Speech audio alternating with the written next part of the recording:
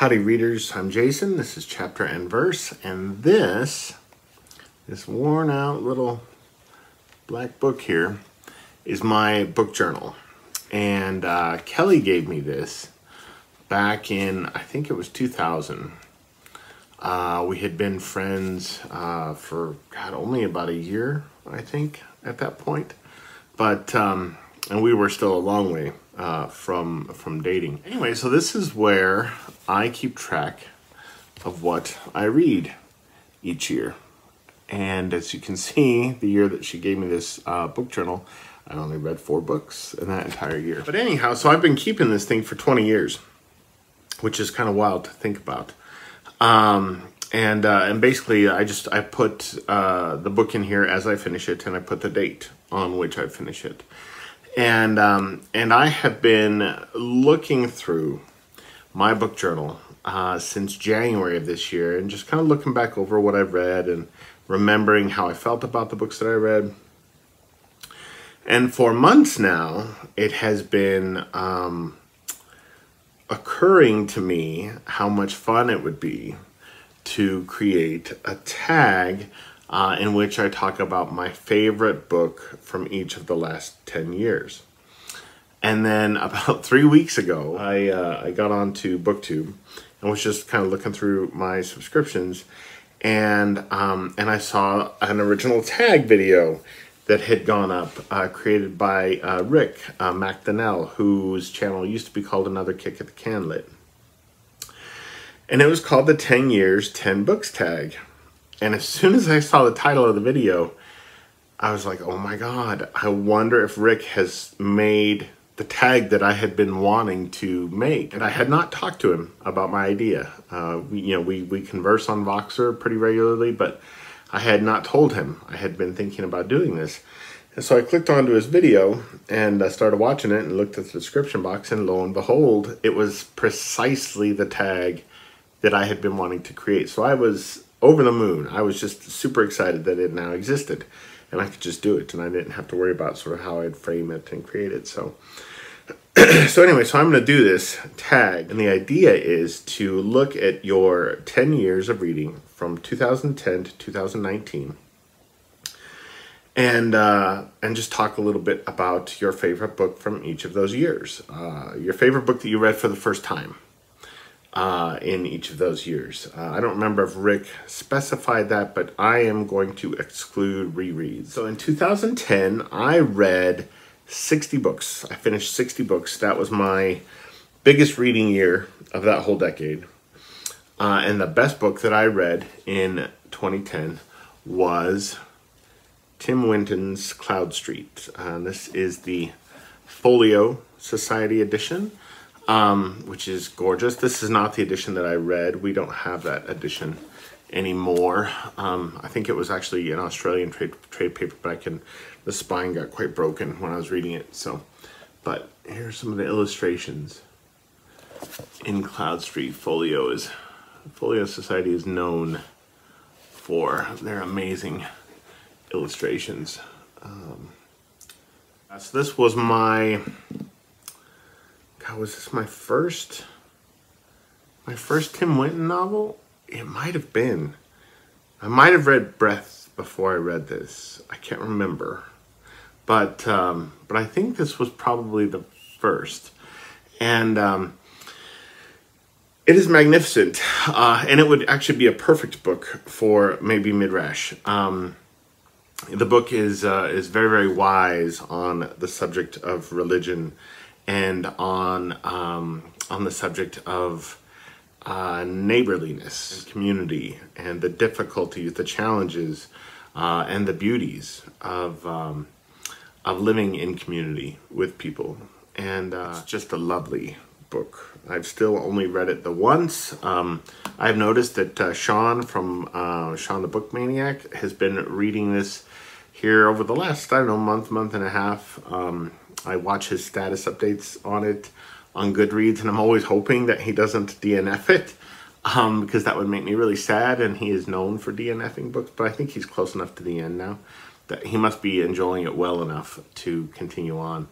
But yeah, there was a while there was a while there that this was my favorite novel, and it is still one of my favorite novels, absolutely. In 2011, I finished 33 books, and my best first read experience that year was The Secret Garden by Frances Hodgson Burnett. I have since taught this book. This is a novel that I find myself, even if just in my memory, going back to for comfort. There's a chapter in this novel called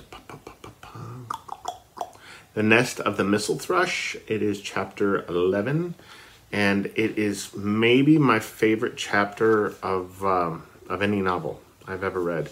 It's so beautiful. It's just a perfect chapter.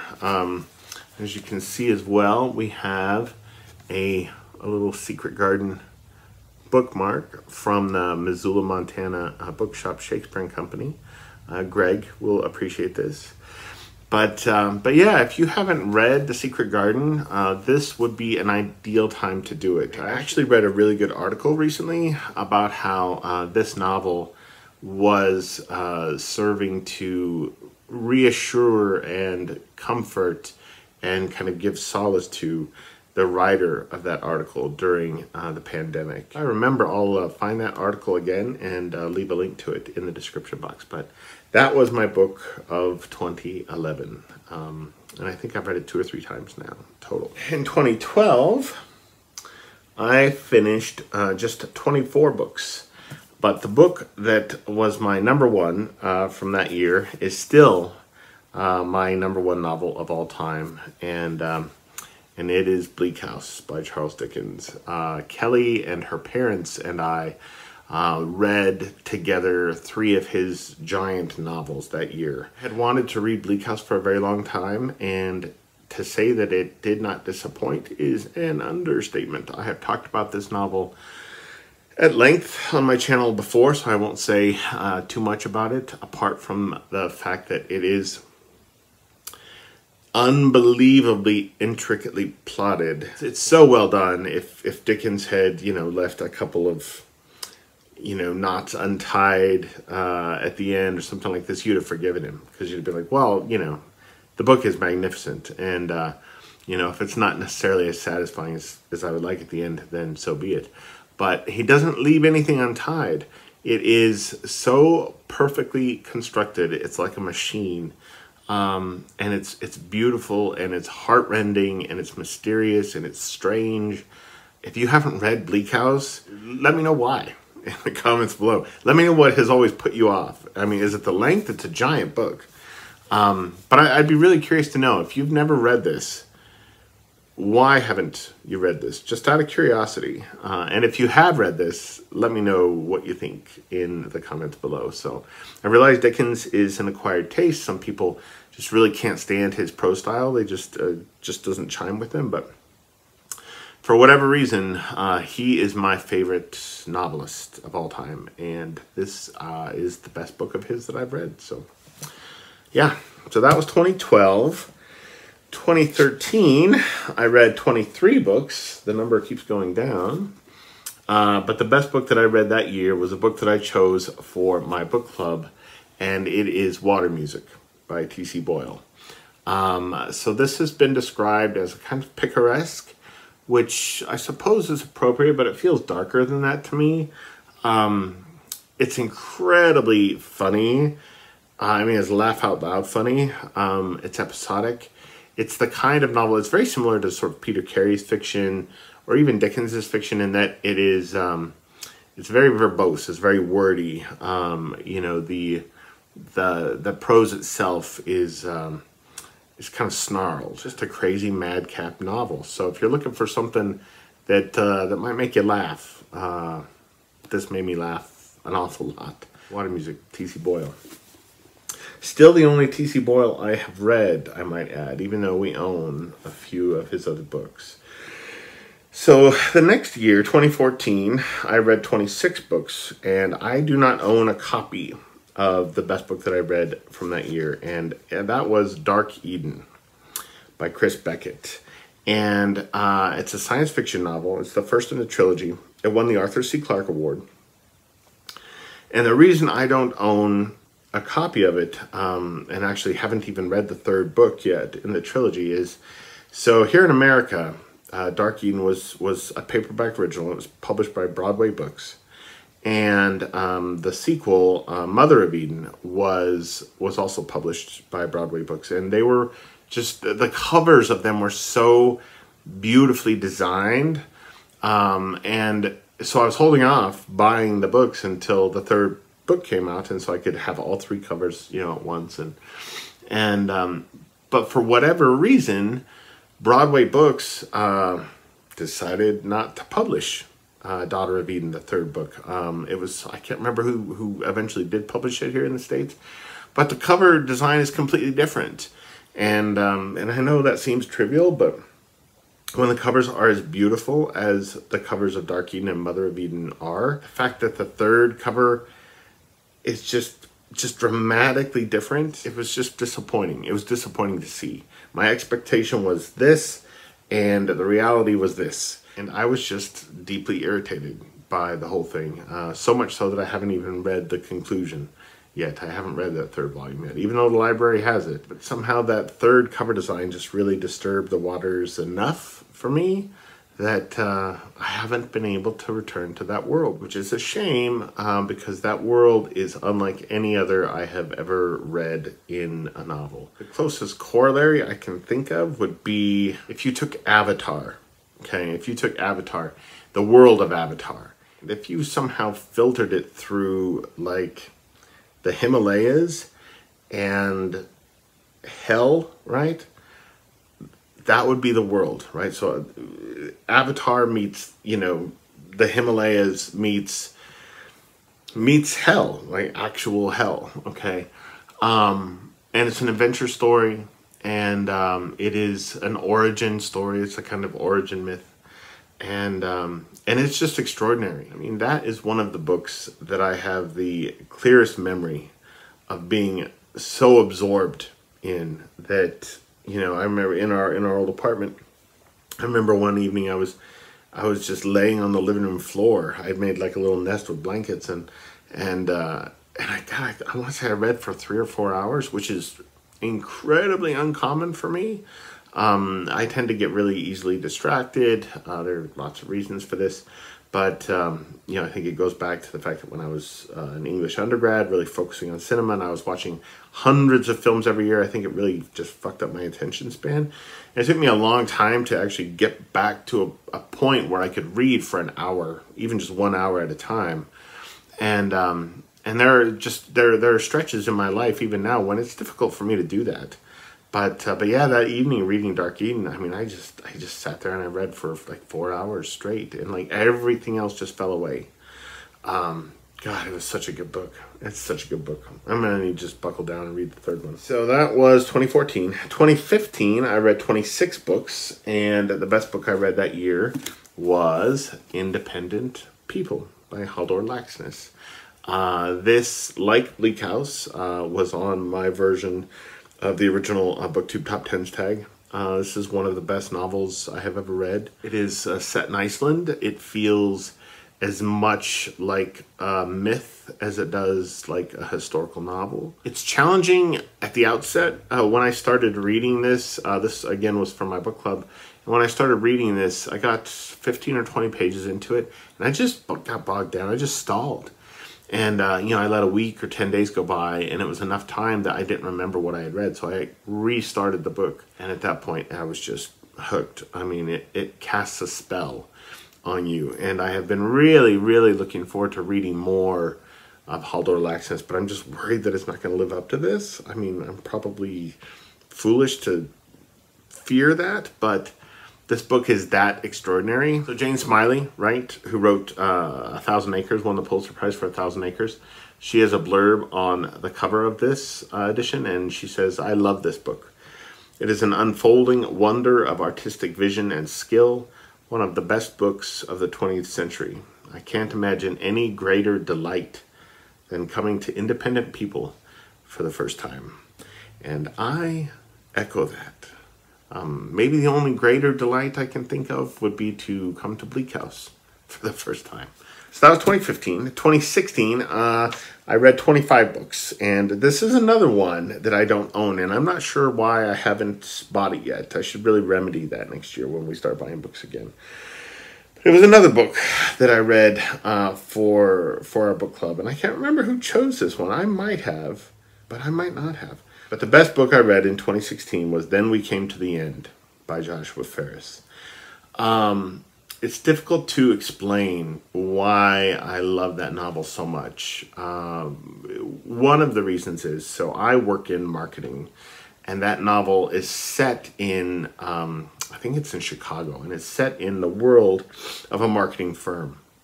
So a great deal of what they talk about in the book and what the meetings are like in the book, it just felt deeply familiar to me. And it felt right on the money. I can't remember, I think maybe Joshua Ferris had worked in marketing before he turned to writing fiction. And so maybe that's why it feels just spot on, but it does. I mean, he gets it absolutely right. And the book is insanely funny. I mean, just insanely funny. You know, whether it's the bookshelves or all the shit about Tom Moda's chair. Oh my God, the stuff about Tom Moda's chair. I still remember when I was reading that, my friend Dylan, who's in the book club as well, Kelly and I were at Office Max or something one evening, and you know, and I was looking at the office chairs, and I saw this one that just looked like it would be Tom Moda's chair. And so I took a picture of it, and I sent it to my friend Dylan. I was like, does this look like Tom Moda's chair to you? But yeah, it's the kind of novel I think about a lot. There was so much in it that was hysterically funny.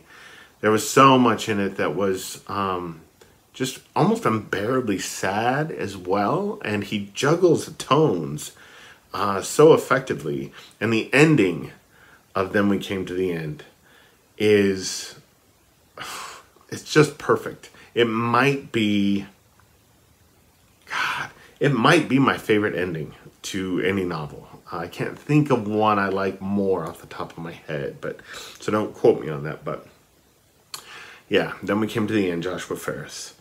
Then in 2017, I read 22 books, and the best first read I had that year was a book that I actually just finished rereading a few months ago, and that was Benediction by Kent Haruf.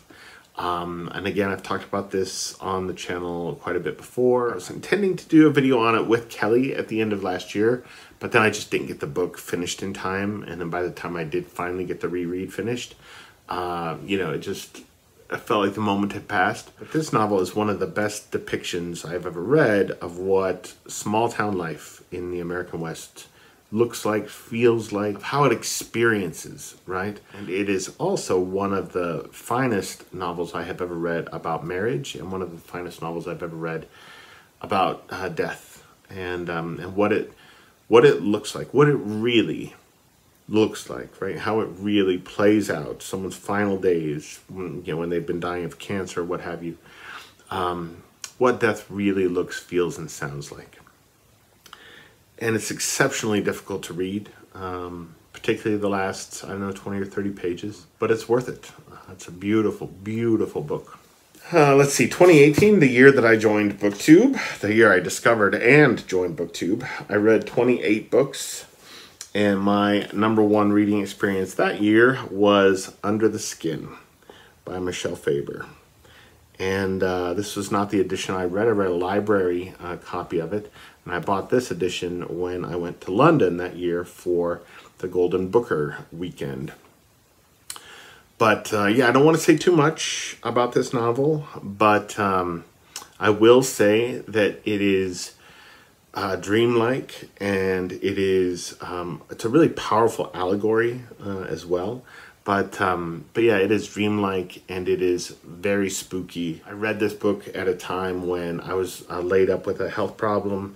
I think I'm pretty much in bed for 2 weeks or 2.5 weeks, something like that. And this book just got me through that stretch. It was chilling. It was nightmarish. It was consistently surprising. And it's also been made into a really, really tremendous film starring Scarlett Johansson. But the novel is absolute dynamite. It's absolute dynamite. And then last year, 2019, I read 33 books. BookTube has been very good for getting my books read in a year, numbers up. And the best book I read last year, hands down, was also the first book I read last year, was Lincoln in the Bardo by George Saunders.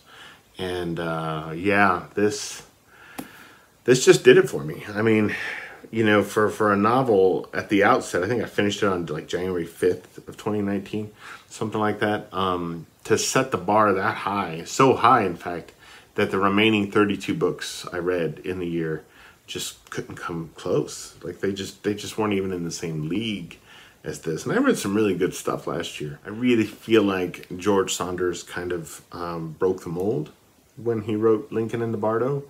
I feel like this is a novel that is going to be around as long as novels are read. I feel like people will still be reading it in 100 years if people are still around, and deservedly so. It is a masterpiece. It won the Booker Prize, if I remember right, and it absolutely deserved the Booker Prize. It should have won every award going that year. The fact that this didn't win the Pulitzer Prize, which has a kind of unspoken focus on Americana, right, on the American experience, that this didn't win the Pulitzer Prize it's frankly shocking. I can't wait to see what Saunders does next with the novel form, since he's primarily known as a short story writer. So that's it. Those were the 10 best books of the last 10 years for me. And let me know what you think of any of these in the comments below. I would love to hear. And as far as who I'm going to tag, yeah, let me just go with 3 of my closest friends from BookTube. So I will tag Lukas from Totally Pretentious, and Brian from Bookish, and Roz at Scallydandling about the books. I would love to hear your answers to these yearly prompts over the last decade. But that's all she wrote for my version of this. I will see you guys again very soon. Adios.